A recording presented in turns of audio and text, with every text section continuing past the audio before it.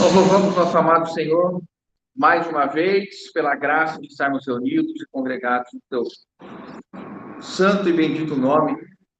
Seguimos em Hebreus, capítulo 6. Hoje devemos terminar o capítulo 6. Vamos até o versículo 20.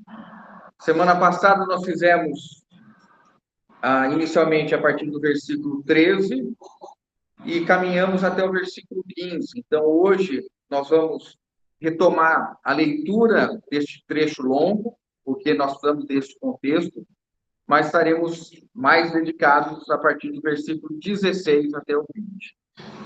Então, até mesmo para a gente ter o contexto um pouco maior ainda, irmãos, eu vou fazer a leitura a partir do versículo 11 também, tá? Então, Hebreus 6, eu vou ler a partir do versículo 11, eu peço que os irmãos leiam junto também, tá bom? Vamos juntos? Desejamos, porém, continue cada um de vós mostrando até o fim a mesma diligência para a plena certeza da esperança. Para que não os torneis indolentes, mas imitadores daqueles que pela fé e pela longanimidade herdam as promessas. Pois quando Deus fez a promessa a Abraão, e visto que não tinha ninguém superior em quem jurar, jurou por si mesmo, dizendo: certamente te abençoarei e te multiplicarei. E assim, depois de esperar com paciência, obteve Abraão uma promessa. Pois os homens juram que não fizesse tudo, e o juramento servindo de garantia para eles é o indicador da potência. Por isso, Deus quis mostrar mais firmemente aos herdeiros da promessa a imutabilidade do seu propósito, sem interpor com o juramento, para que, mediante duas coisas imutáveis, das quais é impossível que Deus minta, forte além de tenhamos que já corremos para o refúgio, a fim de lançar mão da esperança da proposta, a qual temos por âncora da alma, segura e firme, e que penetra além do véu, onde Jesus, o precursor, entrou por nós, tendo se tornado sumo sacerdote para sempre, segundo a ordem de Deus. Mas nós te louvamos, te bendizemos, em nome de Jesus, pedimos a assistência do teu Santo Espírito. Conduza-nos à verdade, dá-nos revelação, entendimento a respeito deste trecho da tua palavra, aquilo que o Senhor quer nos dar, aquilo que tem que ser a nossa experiência, a nossa vivência, aquilo que precisamos da tua palavra, como espírito, como vida, como de fato ela é, para nos guiar e completarmos a carreira de modo agradável ao Senhor. Irmãos, então, rapidamente, nós temos esse contexto aqui, quando, neste capítulo 6, o nosso irmão, ele passa, então, depois de admoestar os seus ouvintes, para que eles agora sejam alentados, sejam fortalecidos, sejam encorajados pela palavra que ele vem trazendo a partir do versículo 9, quando ele começa, então, a mostrar, olha, a respeito de vocês, nós estamos certos de coisas melhores referentes à salvação. E, então, depois daquela forte advertência que ele fez, dizendo que se eles não viessem a produzir aquilo que fosse agradável e útil ao Senhor, eles poderiam ser reprovados pelo Senhor.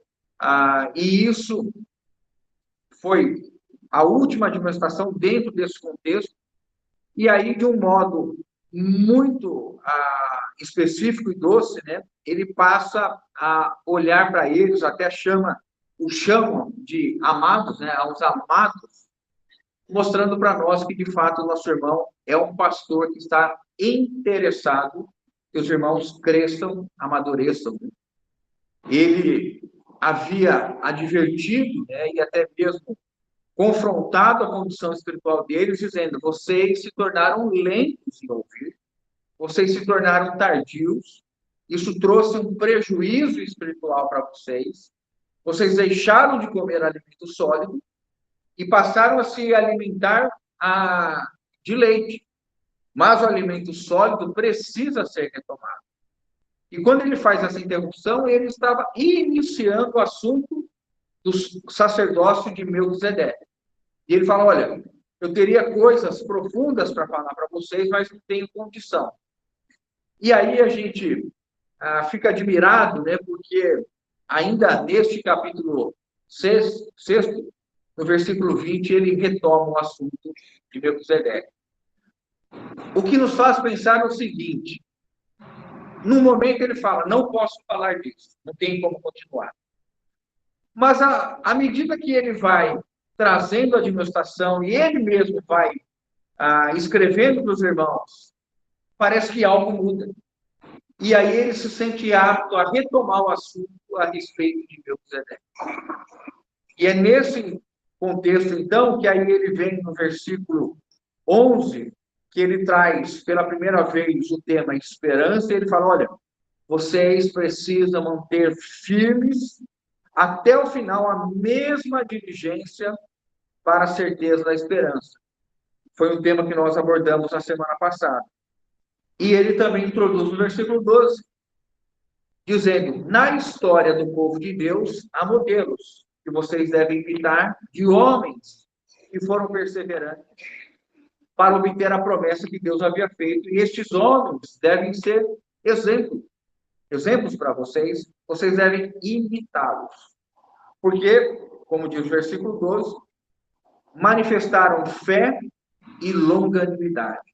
Então, ele traz aqui de uma maneira muito enfática que a vida do cristão, ela tem alguns pilares, alguns fundamentos.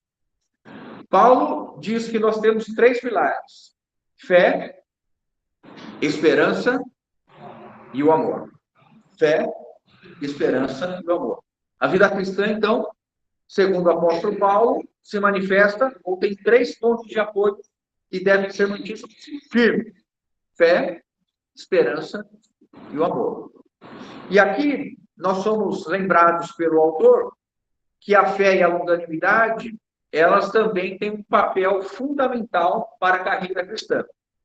E ele chama os irmãos a olharem para Abraão, e falamos na semana passada a respeito de Abraão, que durante 25 anos aguardou a promessa de Deus, dizendo que ele seria um homem com uma descendência, ou cujo descendente viria a abençoar todas as famílias da terra. E recordamos alguns eventos da vida de Abraão, porque ele foi trazido nesse contexto. Bom, eu quero falar de fé e longanimidade, então vou trazer Abraão.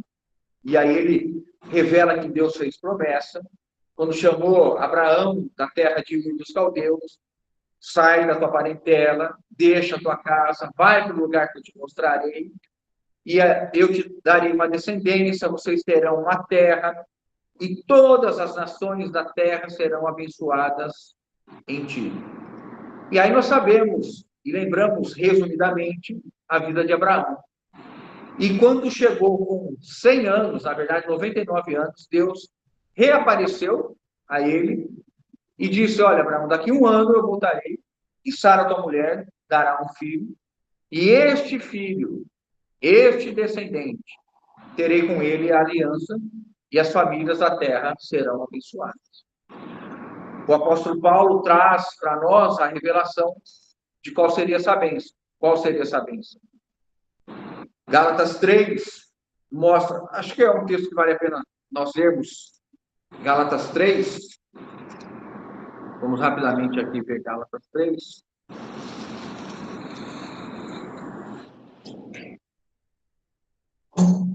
O versículo 6 fala assim: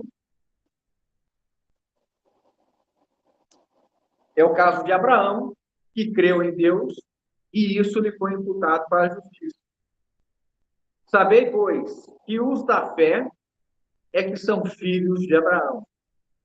Ora, tendo a Escritura previsto que Deus justificaria pela fé os gentios, pré-anunciou o Evangelho a Abraão. Em ti serão abençoados todos os povos. De modo que os da fé são abençoados com quem? Com crente. Com o crente Abraão. De modo que os da fé são abençoados com o crente Abraão. Tem gente da fé aqui? Somos da fé. E nós somos, então, o quê? Abençoados. Com quem? Com o crente Abraão. Aí o versículo 10 ele diz assim: tantos quanto, pois, são das obras da lei, estão debaixo da maldição, tal. Aí ele chega no versículo 3 e fala: Cristo nos resgatou da maldição da lei, fazendo-se ele próprio maldição no nosso lugar, porque está escrito: maldito todo aquele que for pendurado no madeiro. Vamos ler juntos o 14, irmão? Para que a bênção de Abraão chegasse ao gentios em Jesus Cristo, a fim de que recebesse pela fé o Espírito prometido. Então, como que as famílias podem ser abençoadas? Crendo em Jesus Cristo. Cristo é o meio de abençoar todas as famílias da terra. E quando Cristo, ele é crido, alguém crê em Cristo, ele recebe um Espírito. E o que o Espírito é? É a promessa feita a Abraão. Então, quando nós lemos a respeito da promessa, e Deus tira Abraão de Ur e faz a promessa que o descendente dele as abençoaria todas as famílias da terra, aqui nós temos a compreensão, a revelação de que esse descendente é Cristo, e por meio de Cristo nós recebemos o Espírito. E o Espírito para que a bênção de Abraão chegasse aos gentios. Em Jesus Cristo, a fim de que recebêssemos pela fé o Espírito prometido. Então, retomamos agora, voltamos para o nosso texto. Abraão, então, é mencionado, e o autor, a partir do versículo 13, vem dizendo, olha, pois, quando Deus fez a promessa a Abraão, visto que não tinha ninguém superior para jurar, jurou por si mesmo, dizendo, certamente te abençoarei, te multiplicarei, é o que nós estamos vendo aqui. Versículo 15. E assim, depois de esperar com paciência, obteve Abraão a promessa. Então, nós temos aqui alguns fundamentos estabelecidos. Por que nós cremos nas promessas bíblicas? Porque tem um autor. Quem é o autor? Deus. E qual é o teor das promessas de Deus? Aquilo que Deus quer realizar. Por isso que nós cremos. E aí é dito assim, olha, Deus, não tendo ninguém superior para jurar, jurou por si mesmo. O que para nós até soa muito estranho, né? Porque se Deus falar com você, Deus aparece para você e falar, ó, Marcelo, vamos fazer isso, isso, isso. Você vai falar assim, você jura mesmo, Senhor, que você vai fazer isso? Quem de nós, Senhor, verdade, ó, verdade mesmo que o Senhor vai fazer isso? Mas, Deus, ele conhece o nosso coração. E por conta do coração do homem, ele dá um passo em direção ao homem, sendo complacente com a fraqueza humana, de entender, olha, só a palavra não basta. Precisa ter um juramento. E aí nós entramos no versículo 17. Pois os homens juram pelo que lhes é superior. E o juramento, servindo de garantia para eles, é o fim de toda contenda. Quando isso acontece? Talvez quando nós fôssemos mais novos, né, e isso é muito recorrente na nossa cultura, né? E também nós vemos que era já algo vivido naquele contexto. A pessoa falava, e aí surgia uma questão de dúvida, e aí vinha um juramento. Normalmente, né, e soa muito mal, quando você vê que alguém está querendo falar realmente que aquilo é verdadeiro, ele fala assim, ó, você já ouviu alguém falar assim, eu juro pela minha filha, eu juro pelo meu filho. Se a pessoa for minimamente serena, estável e equilibrada emocionalmente, você vai atribuir que aquilo que ela está falando é verdadeiro. Né?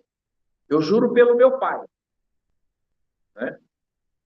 Então, você está entendendo que o que ela está colocando é tão sério, verídico, autêntico, que ela está colocando um bem maior para ela como garantia do que ela está falando. É como se ela tivesse, se eu estiver mentindo, eu quero que fulano de tal morra.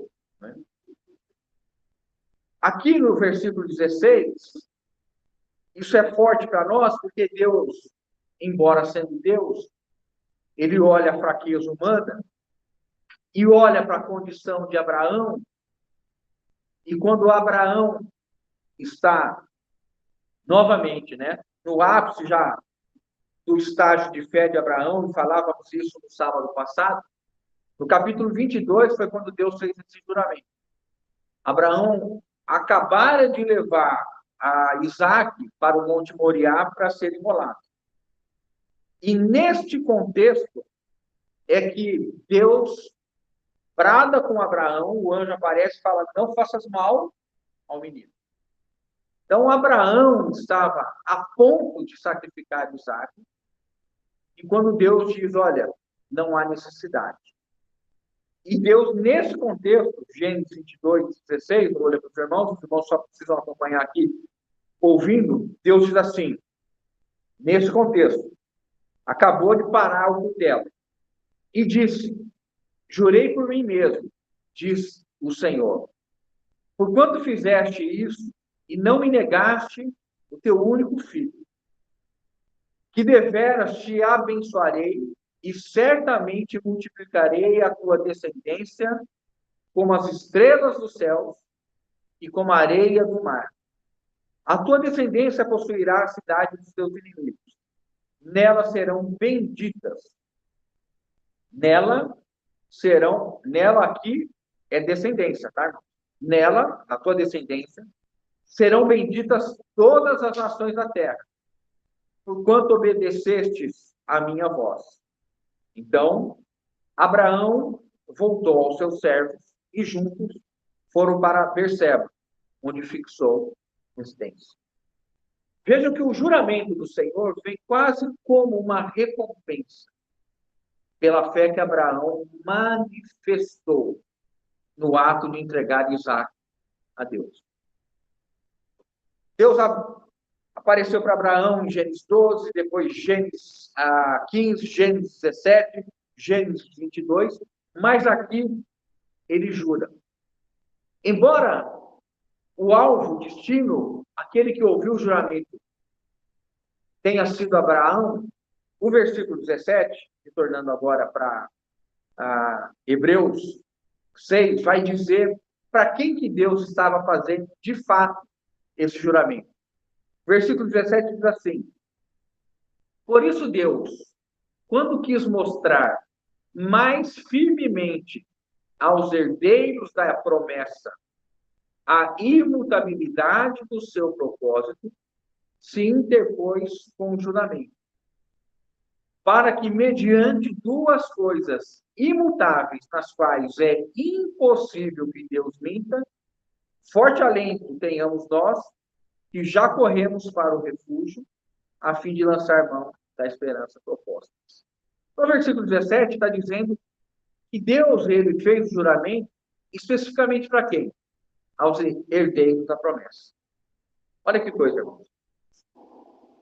A promessa não foi direcionada diretamente a Abraão. Então, o juramento não foi direcionado diretamente para Abraão.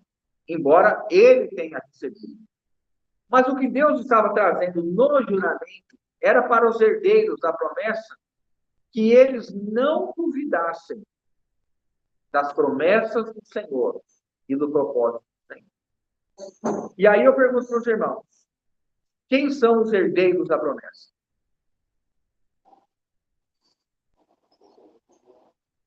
Os descendentes de Abraão. Os irmãos falaram nós. E Paulo tem algo para nos dizer. Querem saber o que Paulo diz? Vamos ver Romanos capítulo 4. Romanos 4, 13 a 16.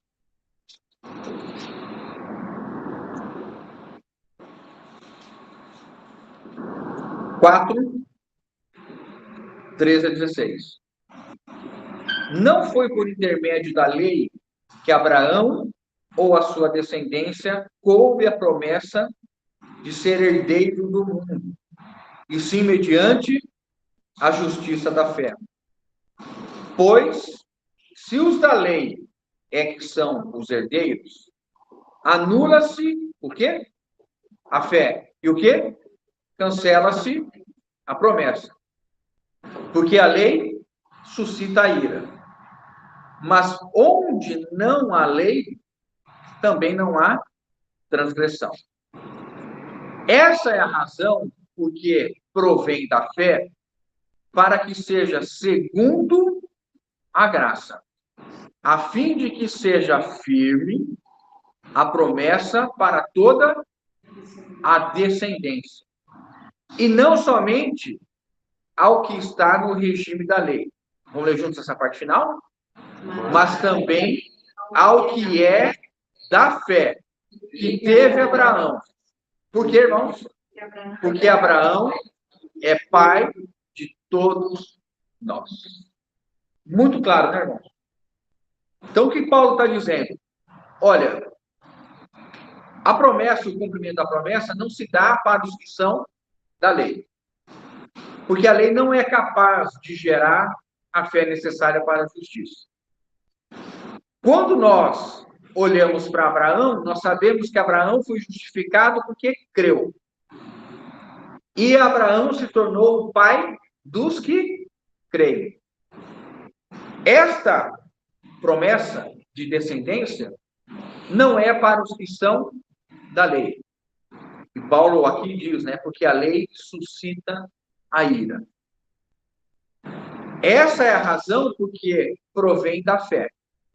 E aí, quando ele fala assim, mas também ao que é da fé que teve Abraão, porque Abraão é o pai de todos nós. Então, quando Deus quis mais firmemente mostrar aos herdeiros a promessa, quem são esses herdeiros? Nós, os filhos de Abraão. Os nascidos biologicamente na linhagem de Abraão, não. Os que são da fé. E a promessa é para os da fé. A bênção é para o crente Abraão. E nós, os que cremos, recebemos a promessa, que é o Espírito, por meio de Jesus Cristo. Irmão, quer abençoar alguém no seu local de trabalho? Quer abençoar alguém na sua família? No seu vizinho? Quer abençoar verdadeiramente as pessoas que estão ao seu redor? Anuncie o Evangelho por meio de Jesus Cristo. Porque uma família que tem Cristo é uma família abençoada. É descendente de Abraão, filho de Abraão, herdeiro de Abraão, segundo a promessa que foi feita a Abraão. E quando Deus, então, quis mostrar para Abraão, o que Deus quis mostrar para Abraão, não, para os herdeiros da promessa, o que ele quis mostrar, irmãos? O versículo 17. A imutabilidade do seu propósito. Se interpôs por juramento. Então Deus jurou para Abraão, Abraão, eu vou te dar um descendente. E por meio da tua descendência, todas as famílias da terra serão abençoadas. Irmãos, que poder tem o Evangelho? como o evangelho é poderoso. O sonho de uma pessoa que tem um coração bom é ver o bem-estar de todas as pessoas. Nós gostaríamos de ter ou de dar o bem-estar a todas as pessoas minimamente, né? Comida, abrigo, uma situação de saúde. Mas isso se restringe meramente ao aspecto da vida humana. Mas e depois que essa pessoa partir? Qual é o futuro que ela tem? O que a espera? O que está destinado a alguém que não conhece o Evangelho? Existe uma família que pode ser abençoada sem ter o Espírito Santo? Não. A bênção de Abraão, dada 3.500 anos atrás, ela varreu a terra, todos os continentes, de norte a sul, leste a oeste.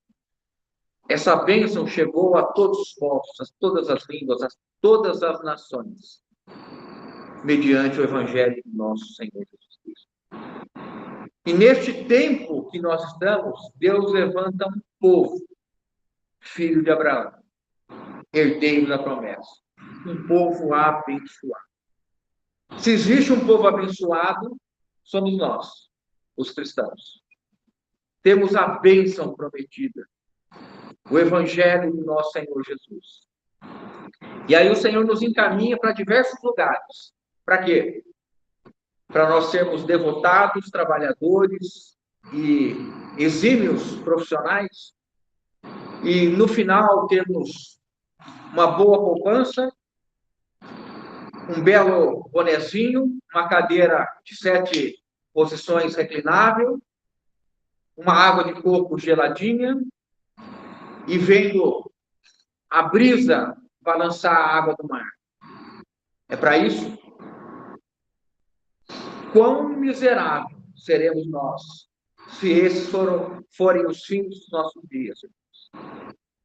Se nós não formos estes que estão se gastando e deixando gastar para que o Evangelho seja conhecido e seja abençoador a todas as famílias da terra. Seus vizinhos precisam de bênção. Os meus vizinhos precisam de bênção. Tem vizinho legal na sua vizinhança?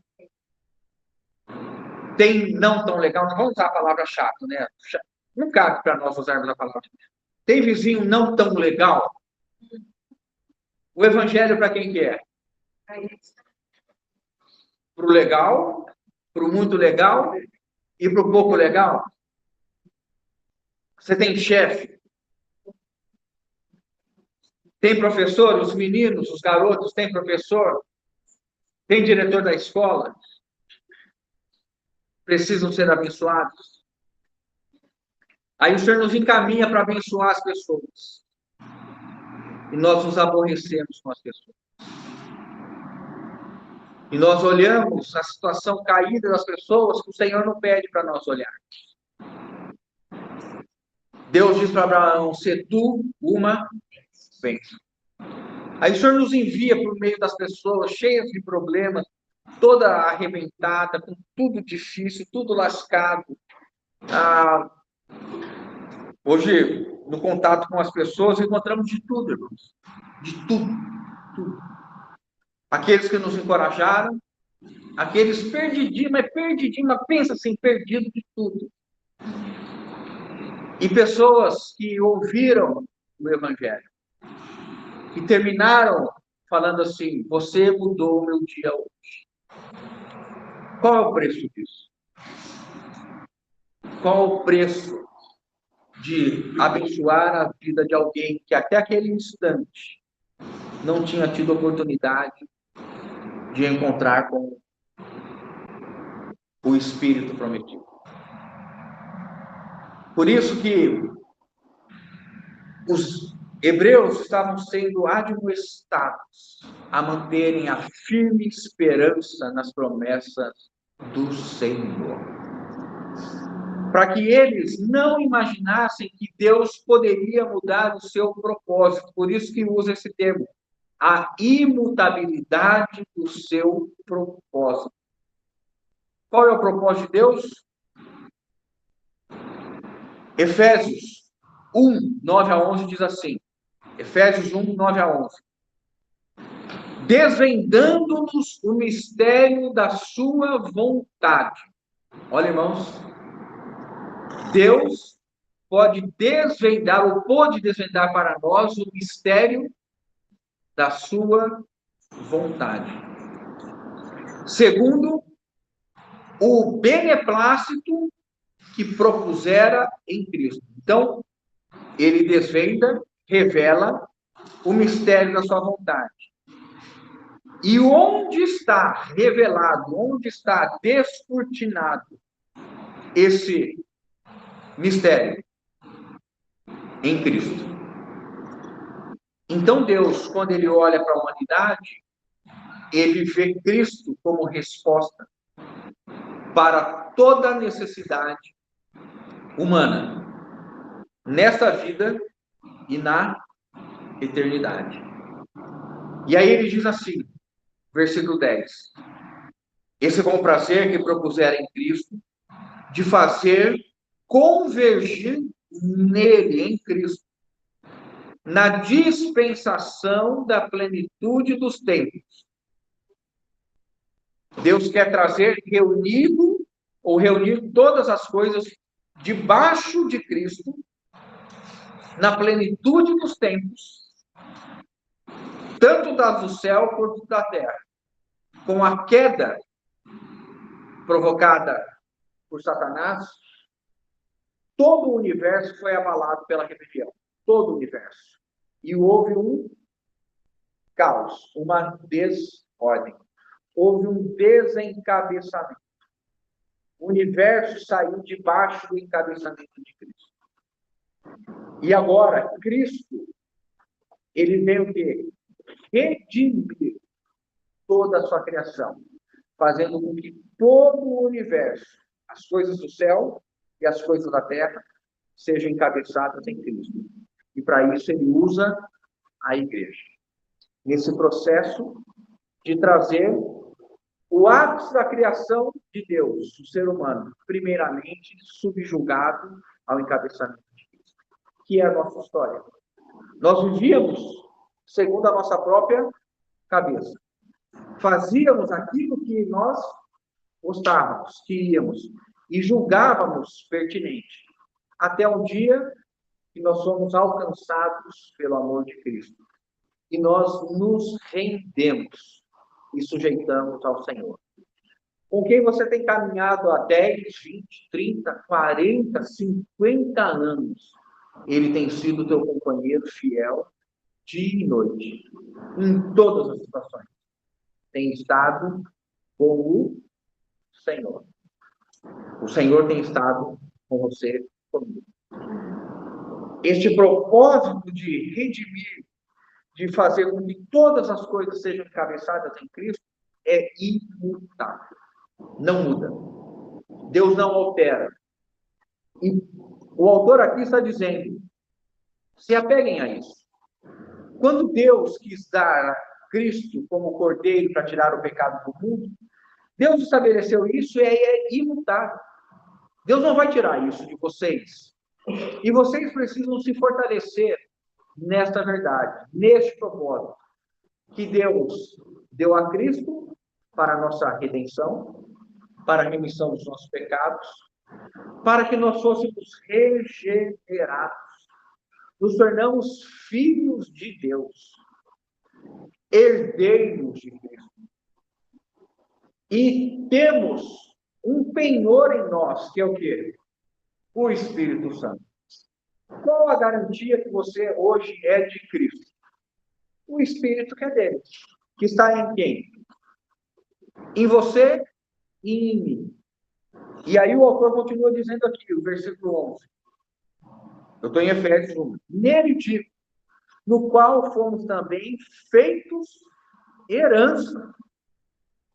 Irmãos, você foi feito herança. Quem vai te herdar? Quem vai te herdar? Quem está ansioso, tem alguém que está soprando aí, né? Olha, você não pode soprar, irmão. Você não pode passar cola.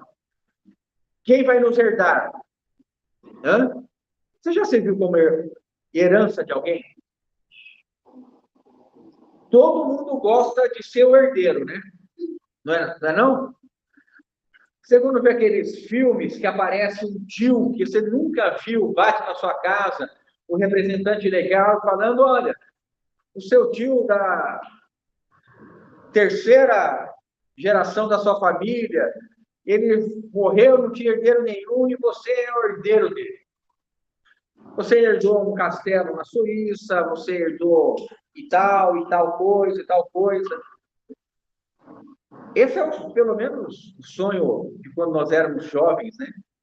Quando assistíamos Sessão da Tarde e nos permitíamos pensar em sermos herdeiros, né? Até que chegou o primeiro boleto e você viu que você vai ter que dobrar as mangas e sair para trabalhar, né? Mas o texto está dizendo que nós somos herança. Será que Jesus se anima com a herança que ele tem?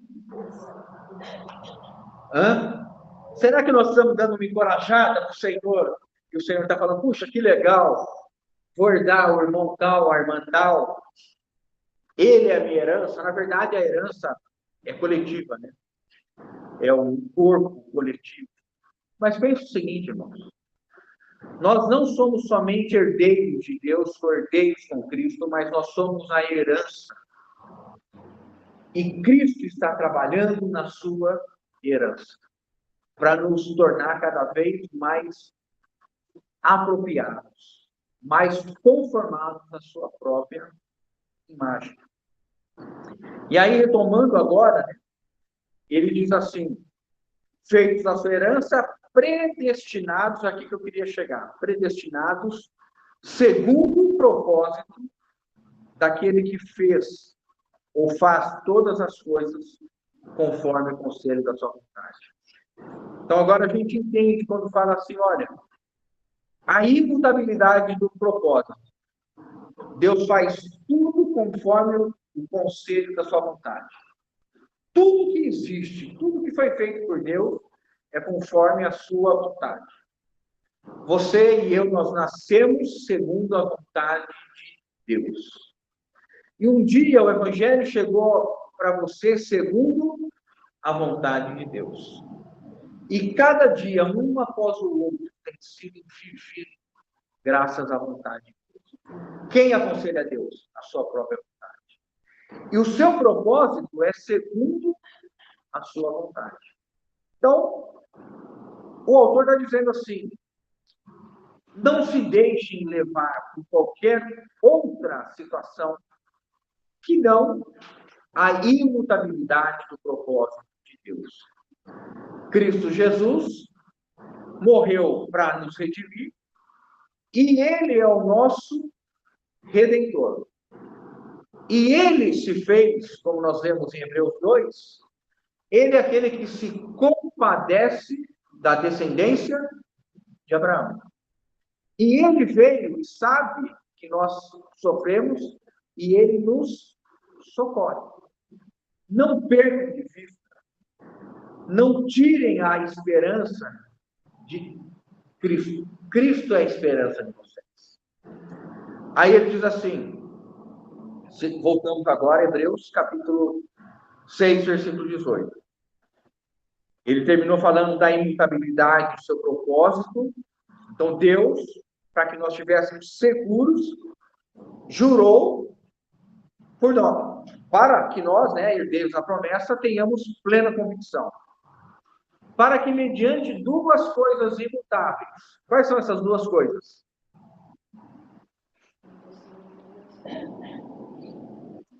A promessa e o juramento.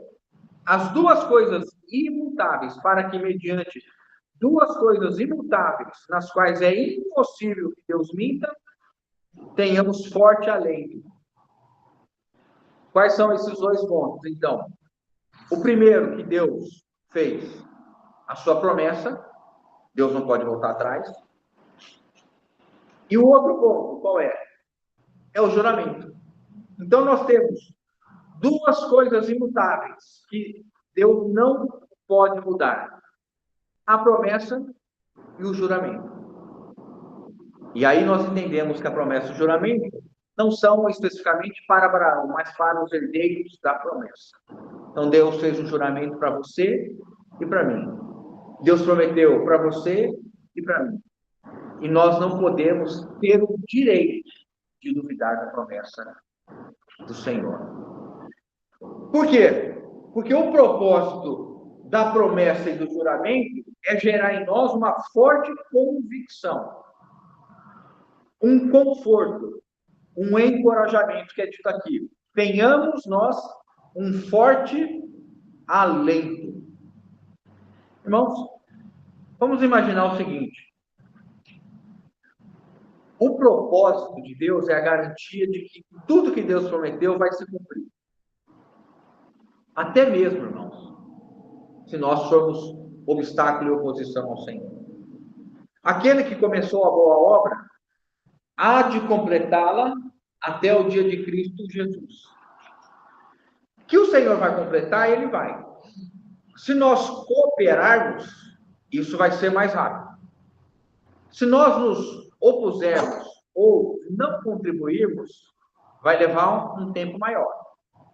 Nós temos esse tempo, temos na grande tribulação e temos no reino. No final do reino, toda a obra estará completa, porque entraremos na Nova Jerusalém absolutamente prontos. E Deus terá um tabernáculo, e esse tabernáculo será o tabernáculo entre Deus e os homens. E nós estaremos eternamente com o Senhor, já com o corpo glorificado, com toda a disciplina já executada, já realizada. Mas o tempo que nós temos para cooperar com o Senhor é hoje, na grande tribulação, ou no reino. O que vai definir isso é o nível de consagração que nós estamos envolvidos, o nível de entrega e sujeição ao Senhor. Por isso que o autor aqui está provocando os irmãos, provocar no sentido positivo, sejam encorajados, alimentados com o fato de que a promessa de Deus é imutável, o juramento é imutável. E se ele deu Cristo para nos redimir e Cristo realizar a obra, nós devemos simplesmente crer e ter o coração absolutamente esperançoso que Cristo em vós, a esperança da glória. Você às vezes quando olha para o espelho, você fala assim, não vai dar não. Eu acho que a obra já parou em mim. Eu acho que eu estou travadinho aqui já tem algum tempo. Você já teve essa sensação? Vai. Então como isso é comum, recorrente a cada um de nós, nós temos a palavra de Deus dizendo e prometendo: Cristo em vós, a esperança da glória. O que vai acontecer com os irmãos? O que vai acontecer comigo? Todos nós seremos glorificados. E seremos assim como Ele é, porque haveremos de vê-lo. E esta obra que está sendo realizada em nós tem o selo e a garantia de que este que assumiu e se comprometeu vai completar. Novamente, volto a enfatizar. Há uma medida de contribuição? Nossa, há. Há uma medida de responsabilidade? Há. Há uma medida de consagração? Há. Mas a palavra final, quem assinou o final do documento dizendo será glorificado, é o nosso amado Senhor Jesus Cristo. Por isso que Paulo, quando fala em Romanos 8, 28, quando ele fala que todas as coisas cooperam para o bem daqueles que amam a Deus, segundo os que são chamados, como que é? Aqueles são chamados segundo o seu propósito. A estes que chamou, estes também justificou. E os que justificou, a estes também glorificou. Nós enxergamos que a obra, quando Deus olha, a obra está acabada. A construção está terminada.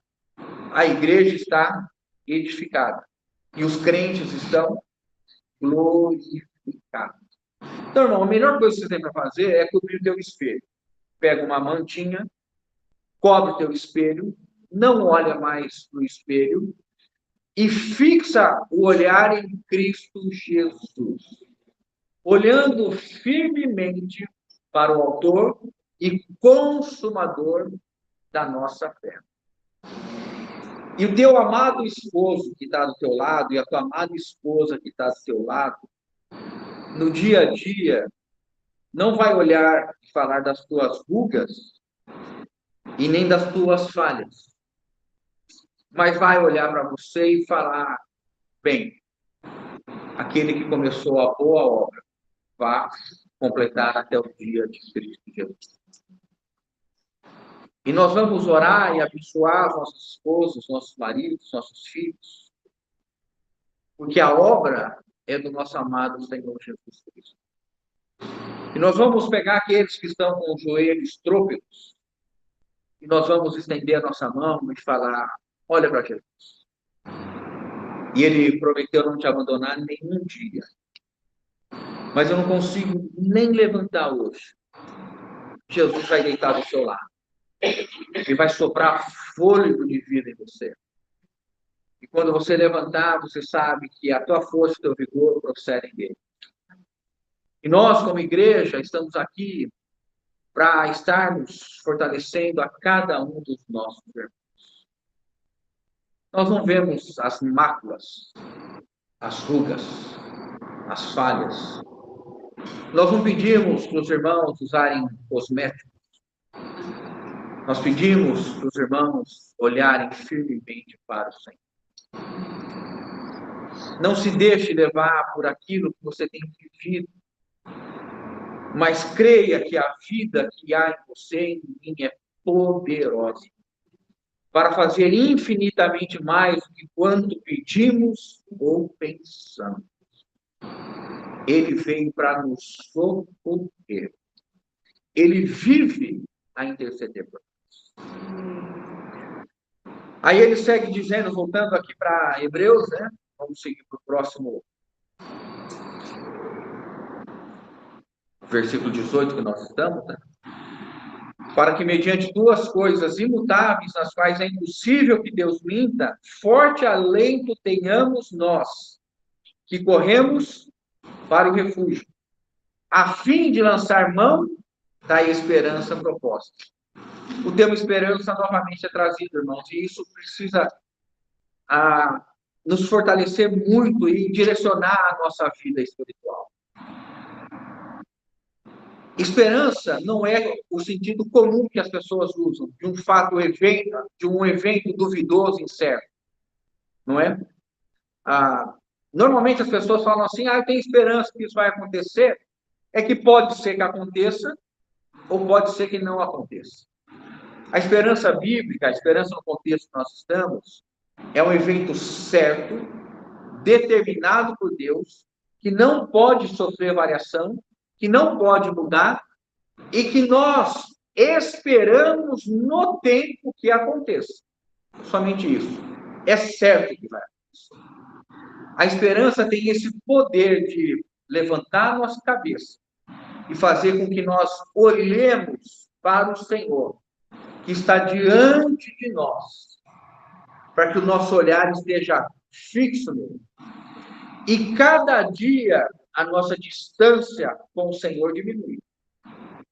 Cada dia. Os irmãos sabem disso, né? Qual a distância que nós estamos hoje do Senhor? Uma distância menor do que ontem. Amanhã nós estaremos uma distância menor ainda. Por quê? Porque a vinda do Senhor está cada vez mais próxima. E a igreja, que é um povo esperançoso, tem olhado para o Senhor Jesus e se alimentado de que as tribulações momentâneas que nós vivemos, elas não podem impedir a volta do Senhor. Não podem retardar a volta do Senhor. Mas elas têm o poder de fazer com que aquele que está sendo tribulado, provado, testado, tenha força e esperança e fé naquele que habita em nós. Já não sou eu mais quem vive, mas Cristo vive em mim. E o viver que agora tenho na carne, vivo na fé do Filho de Deus. Irmãos, como isso é um remédio poderoso para nós. Porque nos direciona a agirmos e olharmos corretamente. Para quem que nós vamos chorar as nossas fraquezas? Para o Senhor. Para quem que nós vamos nos apresentar abatidos, tristes, irados, aborrecidos? Para quem? Para quem nós vamos clamar por mais fé? Para quem? Hoje eu falava com uma pessoa que foi abordada e ela dizia a respeito da dificuldade que ela tinha para crer. E eu falei, eu conheço alguém como você, que tinha um filho doente, muito doente. E Jesus falou para ele, você crê que ele possa ser curado? E o pai disse assim, eu creio. Ajuda-me na minha falta de fé. E falei para a pessoa, eu posso fazer essa oração com você. Você pode dizer para Jesus que você não tem fé suficiente. E eu posso orar para que Jesus complete a fé que lhe falte, para que você possa ter absolutamente fé. Que é isso? Quero. E aí tive a oportunidade de orar nesse sentido. Senhor, o Senhor já deu fé para aquele que disse que não tinha fé suficiente. Concede fé suficiente a essa pessoa. Até mesmo para nós, irmãos. Quando nós nos encontramos em algumas circunstâncias que nós falamos, não tenho fé suficiente para isso. Que o Senhor está esperando, ajuda-me na minha falta de fé. Ajuda-me na minha falta de fé. E se o irmão chegar para você com pouca fé, o irmão que tem mais fé, vai dar a mão, irmão, vamos orar e pedir ao nosso Senhor. Senhor, dá fé ao nosso irmão. Tenhamos sorte além de nós que já corremos para o refúgio aqui, irmãos. Os irmãos, os eruditos, não conseguem dizer exatamente se esse refúgio é uma referência direta a Jesus ou se é uma referência à esperança. Pelo sim, pelo não, nós que somos sábios, o refúgio é Cristo e a esperança. E está resolvido o problema. Ninguém vai ter problema com isso. Quem é a tua esperança? O próprio apóstolo Paulo diz, 1 Timóteo 1, Jesus Cristo é a nossa esperança.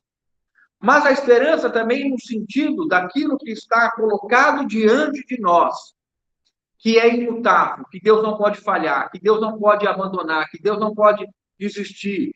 Que se você falar assim, Deus, eu não quero, some da minha vida, Deus não pode ouvir essa oração e Ele vai estar com você todos os dias, até você novamente se render e clamar e continuar caminhando com o Senhor. Porque Ele não pode trair a sua própria natureza. Deus não é homem para que minta, nem filho do homem para que se arrependa. Tendo Ele prometido, não o fará. Tendo Ele falado, não cumprirá. Então, irmãos, nós somos esses que já correram. Olha que palavra linda do nosso pastor. Há pouco tempo atrás, eles estavam debaixo de vara. Agora, eles estão sendo encorajados. Nós que já corremos, ou seja, houve uma atitude, houve uma mudança de postura. Nós corremos para Cristo. Nós saímos em direção ao Senhor. Nós buscamos a presença do Senhor. Aí ele segue agora no versículo 19. A qual, eu vou ler o 19 e o 20 para a gente finalizar. A qual temos por âncora da alma, segura e firme. Qual é o papel da esperança, então, irmãos? A âncora. Qual é a ideia aqui? Nós não precisamos trabalhar muito a ideia de âncora, todo mundo sabe que é uma âncora. E qual é a finalidade da âncora? Não permitir que o navio saia do lugar onde ele está atracado, aportado, não sei o termo correto que se usa, né? Estacionado, né? Aonde o barco se encontra. Quando as águas estão tranquilas, ninguém pensa na âncora. Mas, irmãos, quando o mar fica agitado, a coisa mais importante que se tem é uma âncora bem forte, profunda, que vai dar estabilidade para aquele barco. E no meio da agitação, ele vai permanecer seguro, estável, naquele devido lugar. A qual, ou seja, a esperança, a qual temos por âncora da alma. O que pode estabilizar a tua alma? Existe. Alguém aqui tem? Alguém aqui é agitado? Alguém aqui tem ansiedade? Alguém aqui tem incertezas? Então, nós estamos diante de uma assembleia de seres humanos, né? Redimidos, aleluia, graças ao Senhor. E que nós temos a segurança de que Cristo vive a interceder por nós.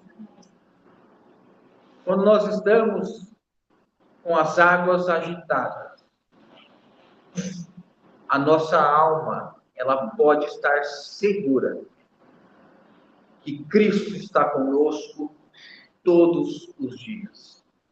Não só nos dias de bonança, mas nos dias de tempestade, de céu fechado, mar agitado.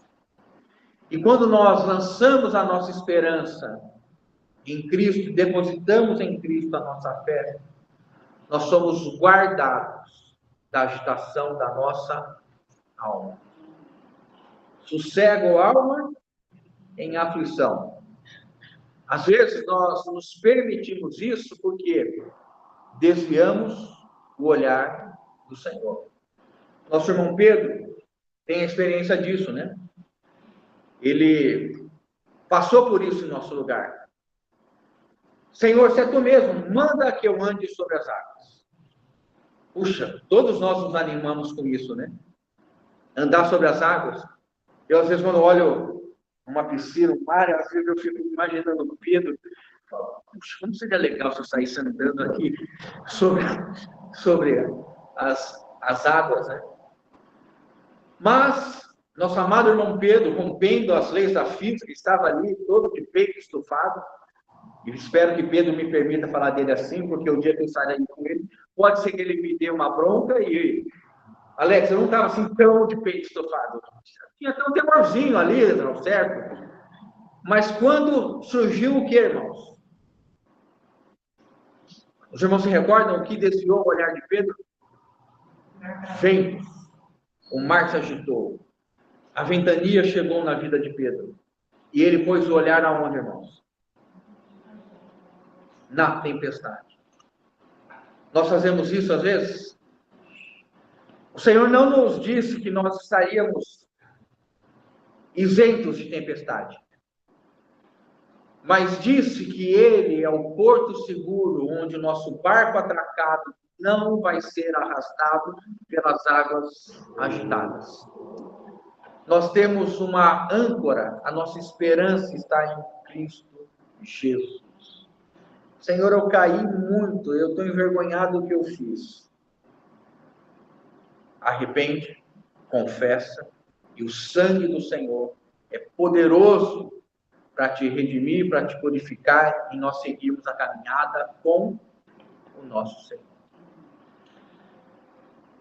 E essa âncora, né, que o autor está usando, e facilmente nós entendemos e pensamos no fundo do mar, como estamos fazendo aqui, ele faz rapidamente com que o pensamento seja para outro. A âncora não está no fundo do mar. Aonde está essa âncora? A qual temos por âncora da alma segura e firme, que penetra além do véu. Essa âncora foi lançada aonde, irmãos? A esperança foi lançada aonde? O que está além do véu? Qual é o sentido que o autor está falando aqui para os hebreus? Homens versados no judaísmo, santo dos santos. Eles sabiam que o autor estava dizendo: a âncora foi lançada para o santo dos santos. O que tem no santo dos santos? Não é a questão em si da arca ou do propiciatório. O santo dos santos faz referência à presença de Deus. O que ele está falando? Sabe o que segura a nossa alma de agitação? É estarmos na presença de Deus. Quando nós lançamos a nossa esperança em Deus, nossa alma sossega. As nossas emoções, as nossas agitações, as incertezas, elas cessam. Imediatamente? Não. Quanto tempo você precisa para se acalmar? O tempo das suas orações persistentes. O tempo de você se encher da palavra de Deus. O tempo de você estar ali no Santo dos Santos, contemplando o Senhor. Senhor, eu estou agitado, estou preocupado com isso, eu não sei como eu vou resolver isso. Eu estou com um problema com aquele irmão, não consigo perdoá-lo, tenho coração pesado. Senhor, eu não gosto dessa pessoa. Aí nós vamos orando até, como é dito em Filipenses, até que o Deus da paz, que excede, o Deus da paz que excede, ele vai trazer o quê? Descanso para os nossos corações. Quanto tempo demorar, irmão? Até você alcançar a paz, ter descanso no coração. Irmão, começo a orar e a minha mente divaga. Pergunta para o irmão do lado se é só com a sua mente, se com a mente dele não acontece isso. Hã? Sim ou não? Tenho certeza, que o irmão do lado vai falar, sim, isso acontece comigo. Mas qual é o caminho, irmãos? É a âncora, onde ela está? No Santo dos Santos. O que tem no Santo dos Santos? Deus. Onde Jesus, como precursor, entrou por nós. Onde Jesus entrou, irmãos? Jesus entrou no tabernáculo terreno em Jerusalém? Ele foi no Santo dos Santos? Ele era sacerdote da tribo de Levi? Ele poderia estar na parte mais íntima? Nem no santo lugar Jesus poderia estar, porque ele não era sacerdote da tribo de Levi. Quanto mais, então, estar no santo dos santos, ou no santo lugar terreno de Jerusalém. Mas aonde que ele entrou? Qual é esse santuário? O santuário celestial. E então ele entra como o quê, irmãos? Como um precursor. Sabe qual que é a diferença dele e de Arão? Arão entrava como representante do povo no dia da expiação, uma vez por ano, e foi esses dias, né? Eu acompanhei alguma coisa do dia de Yom Kippur, foi esses dias do dia da expiação, com todo o ritual dos judeus, e Arão entrava, depois de todo o ritual, ele entrava uma vez por ano. E quem ele representava? O povo. O povo poderia entrar atrás de Arão? Agora, olha o versículo 20. Onde Jesus, como precursor, entrou por nós. O que é precursor? A palavra aqui é pioneiro. É aquele que entra primeiramente. No sentido de dizer o quê? Que outros virão atrás. É também uma palavra de cunho militar, que a gente facilmente consegue identificar hoje, né? Quando a gente vê esses comboios de autoridades, você vê vários carros oficiais ali, toda aquela estrutura de segurança, mas na frente você vê alguns, normalmente motoqueiros, ou alguns carros que vão parando as avenidas, o trânsito. O que eles são? São chamados de batedores. É a mesma palavra para precursor. Significa aqueles que vão à frente, para que os que estão atrás possam chegar no mesmo lugar. Onde Jesus quer que nós cheguemos, irmãos? Onde Jesus quer que nós cheguemos. Onde? Onde ele está, irmão Marcelo? nos santos dos santos, com o véu rasgado de cima a baixo. Minha interpretação, também vou pedir a autorização do Senhor para fazer isso. O Senhor entrou e aí deu aquela olhadinha de ombro para ver quem estava vindo atrás. Sabe o que é isso? Senhor, está sozinho? Não, não. Sabe quando você chega no restaurante?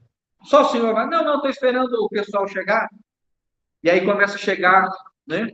Aquela irmandade toma conta da pizzaria ali, senta naquela mesa ali, tá ali. O Senhor entrou além do véu e agora está ali, olhando aqueles que estão entrando e estão encontrando com Ele aonde? No Santo dos Santos. Que também nós vimos que é o trono de graça.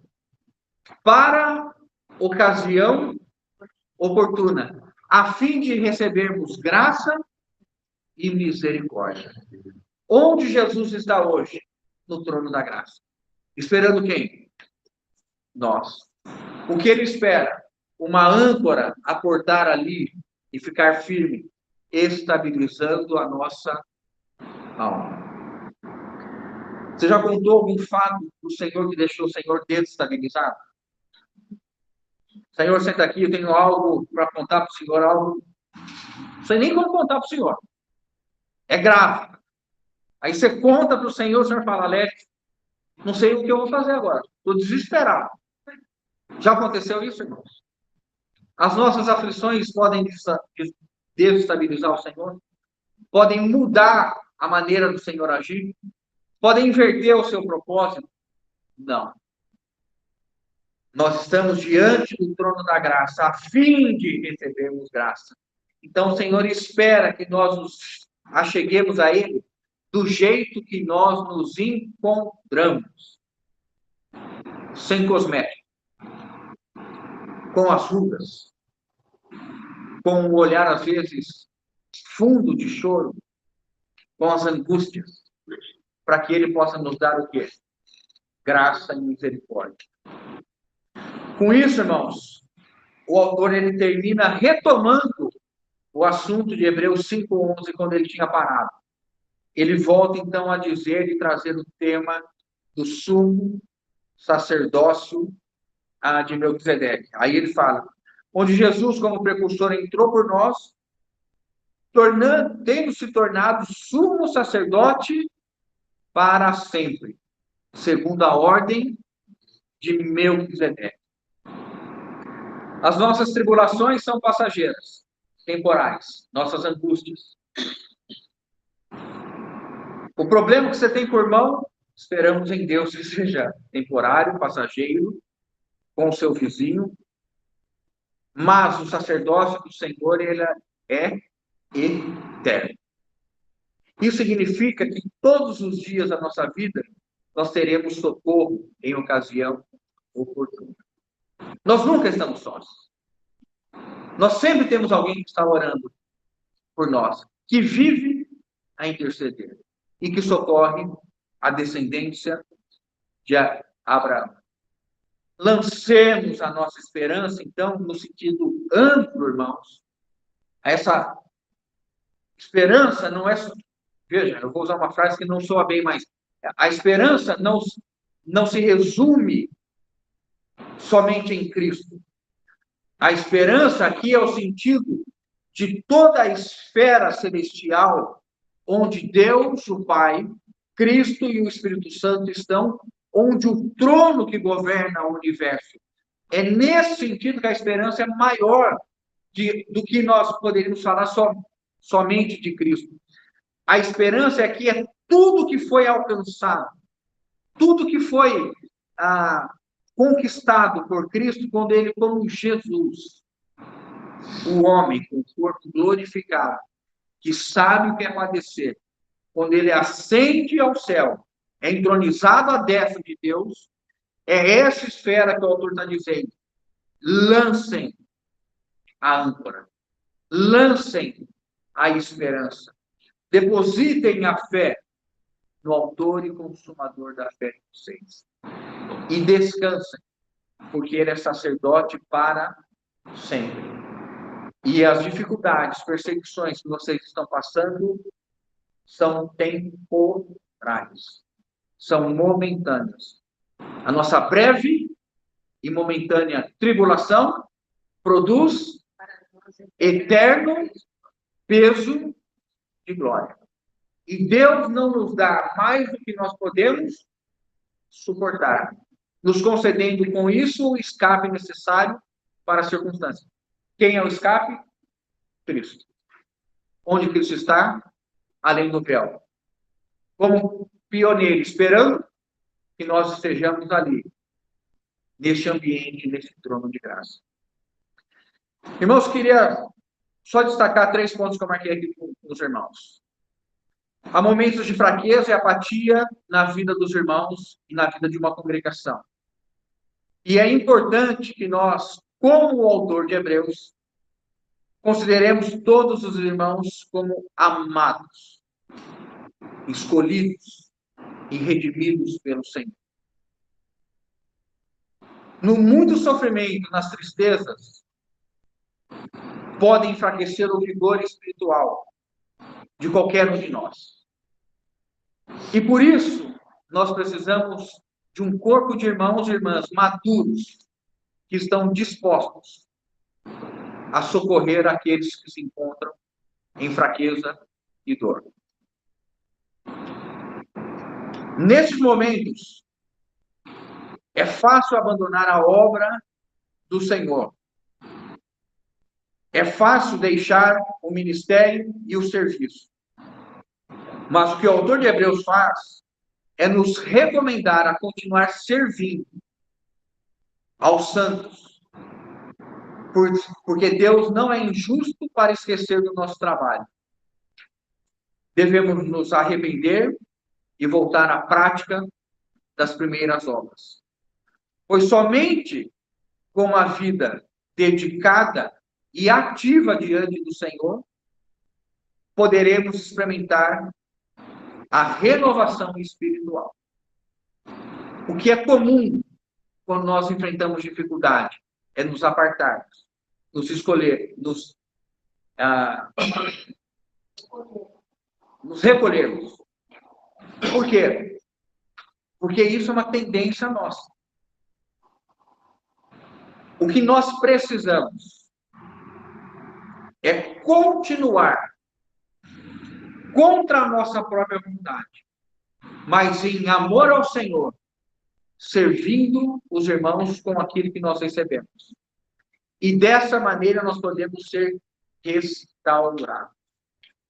Os irmãos se recordam que os hebreus a eles foi dito, vocês continuam servindo como vocês no início serviram os irmãos. Então, mesmo com todo o sofrimento que eles estavam passando, eles continuaram servindo os santos.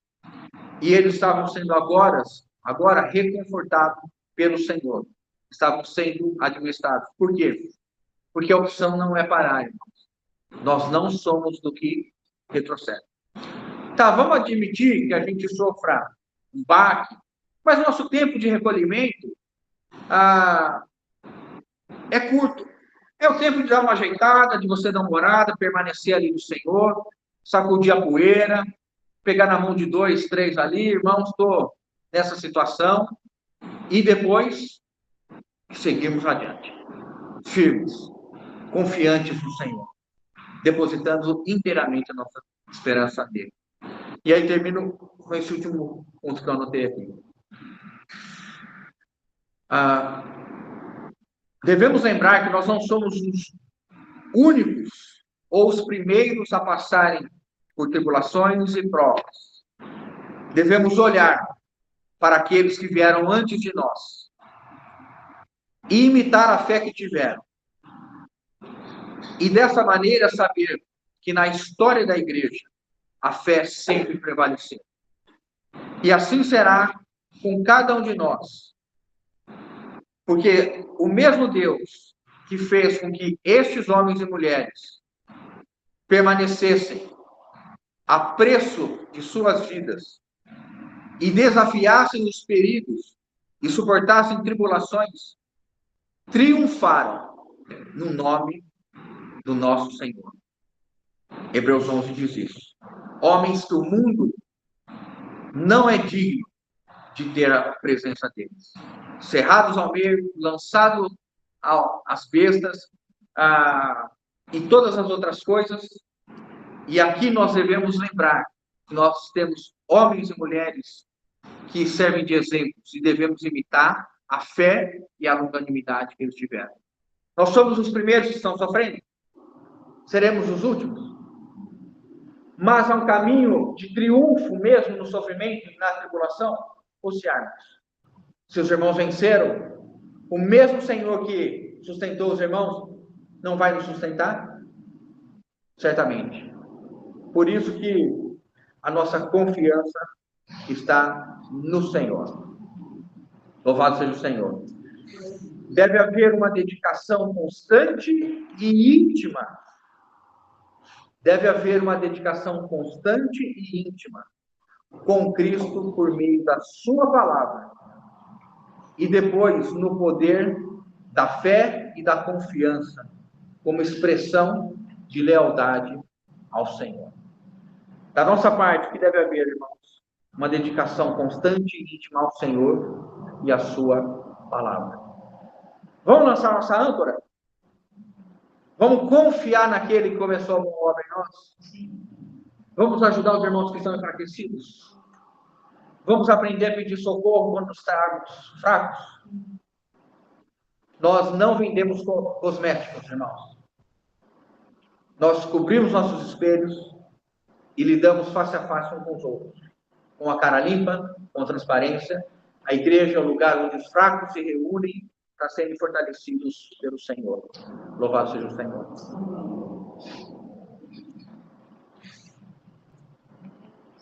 Amém.